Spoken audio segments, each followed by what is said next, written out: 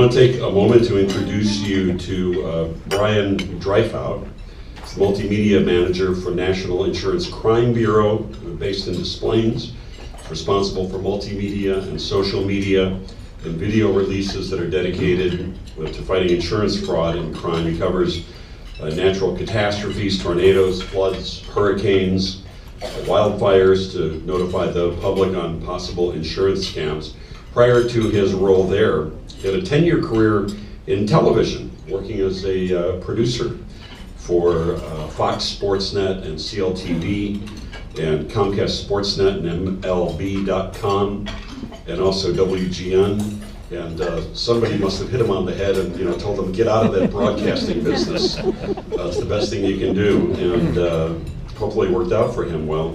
He's also the co-organizer of Run Across Illinois, which is a 158-mile relay run that raises proceeds for the Alzheimer's Association. Ladies and gentlemen, Brian Dryfhout. Brian?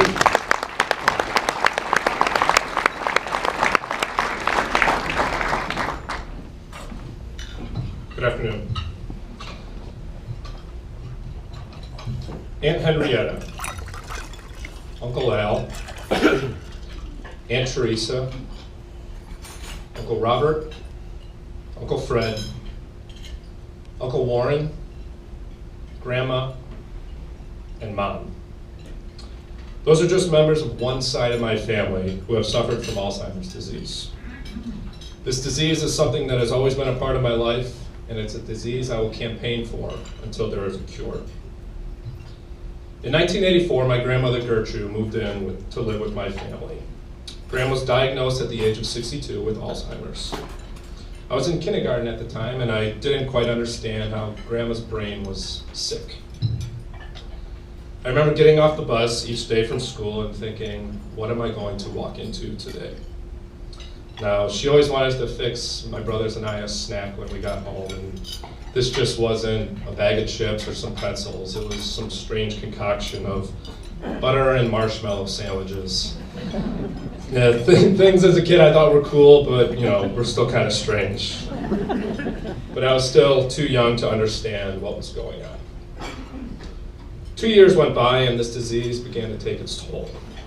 I remember nights when she would wake up and turn the stove burners on because she was cold. I remember my mother in tears as the final decision was made to put her in a nursing home. At this point, Grandma was also battling Alzheimer's and Parkinson's as well. Grandma lived for 6 years in a nursing home, slowly deteriorating. She basically was in a non-responsive state for those years. That's a shocking thing for a boy to experience who was just in 7th grade.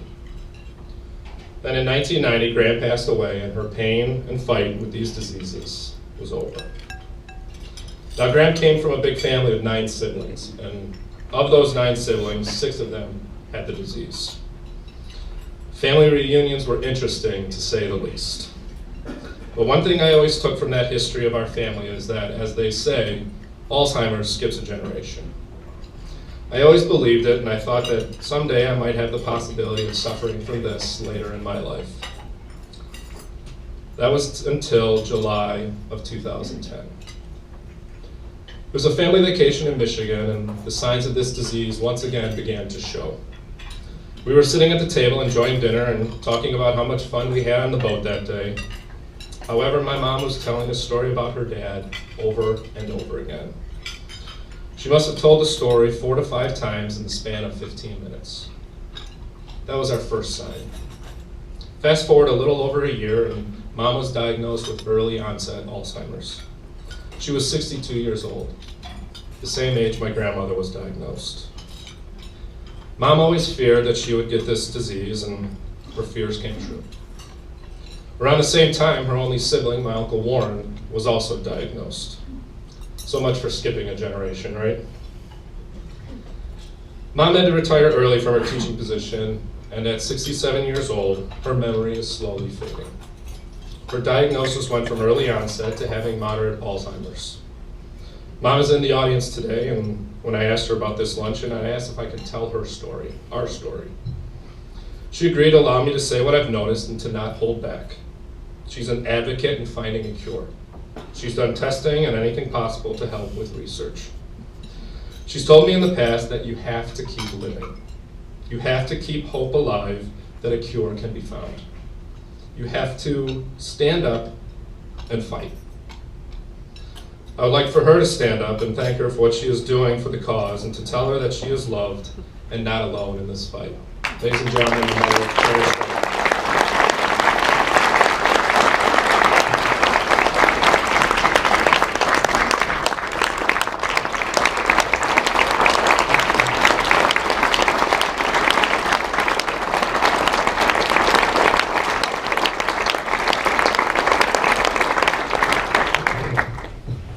I didn't expect that, so now this next part's just going to be cruel.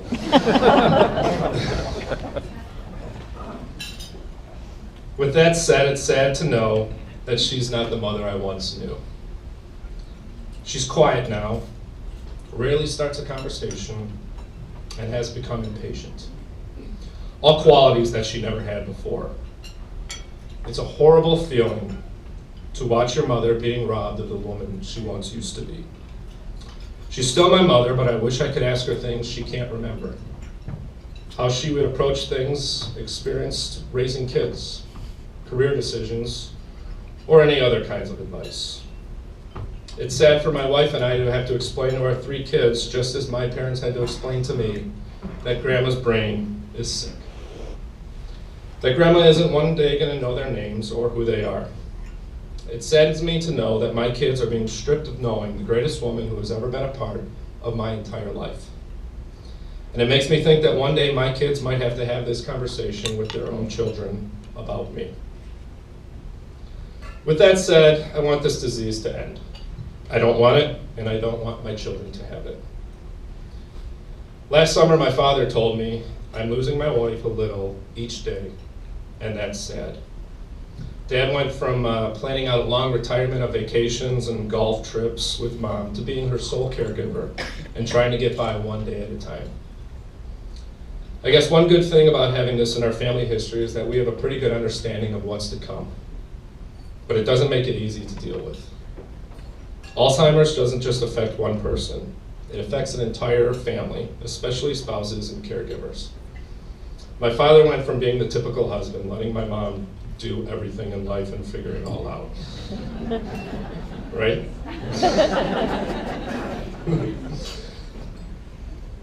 To transforming into being at her side every day.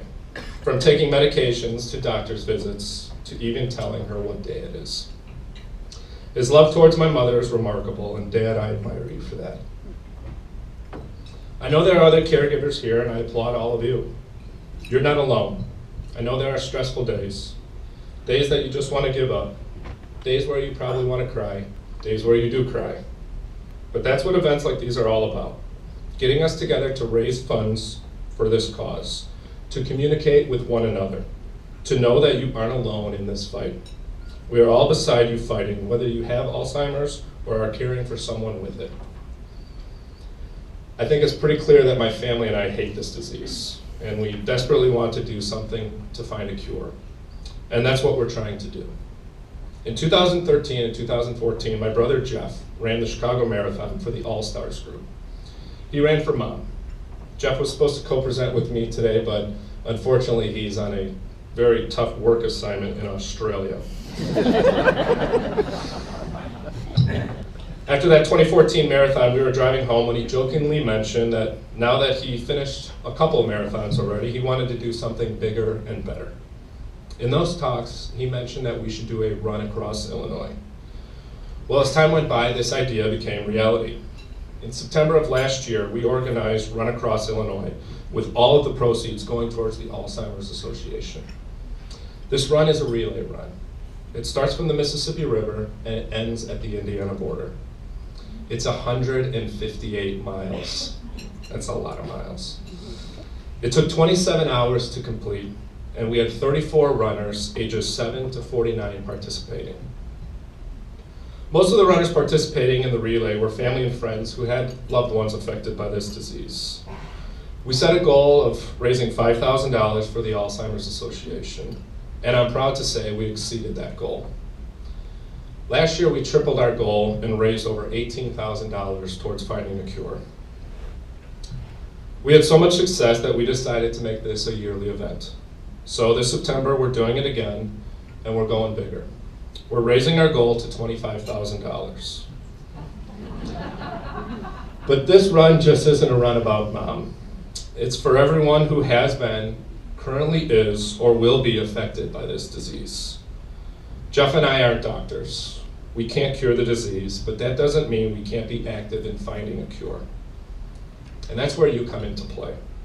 This entire event is called Reason to Hope, and that's exactly what you have to do. You have to hope that there is a cure. You have to hope that no one has to experience what my family and what many of you out here have experienced. No one should experience the heartbreak of watching a loved one die one of the slowest deaths. You have to be proactive. You have to fight. You have to be leaders. You have to support and get in the game, and that's what this luncheon is all about. Each one of you probably has your own story, just like me, but my story doesn't end here. Mom's story doesn't end here. Dad's story doesn't end here. And your story doesn't end here. It continues just like the race we organize. But this race, anyone can run. It's a race to find the cure. I encourage you to donate, not just for my mom, not just for those around you, but also for those who have the possibility of developing Alzheimer's. I ask that you give for me, for my kids, for one of your loved ones, that they never have to experience this in their lifetime. I'd like to thank the Alzheimer's Association and Reason to Hope for allowing me to share our story with you. And please consider giving to this worthy cause. Thank you.